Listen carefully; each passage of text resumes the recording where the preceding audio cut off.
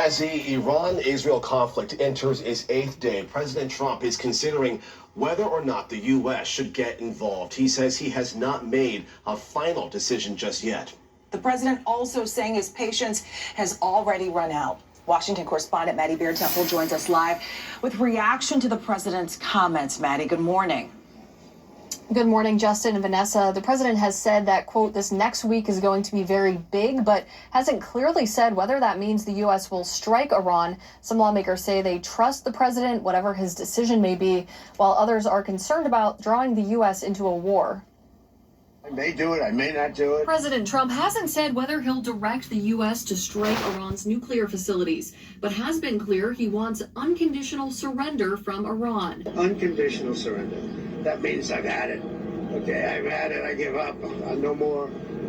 Then we go blow up all the nuclear stuff that's all over the place. Iranian officials say American intervention would lead to an all-out war in the region. Some lawmakers, like Illinois Democratic Senator Tammy Duckworth, say they don't want that to happen. I don't think any Americans want more U.S. troops to be sent into yet another 10, 20 years of war in the Middle East. But Oklahoma Republican Senator Markwayne Mullin says one strike isn't war. Right now, it's just taking out your nuclear program. Others say it's not that simple. If there's one strike, there'll be more military involvement, if only because Iran will retaliate.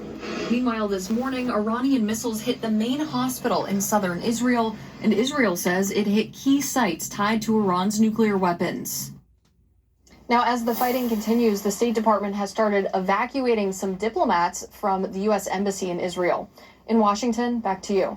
All right, Maddie, when it comes to the options here for the U.S. to a strike in Iran, how many of those do we have?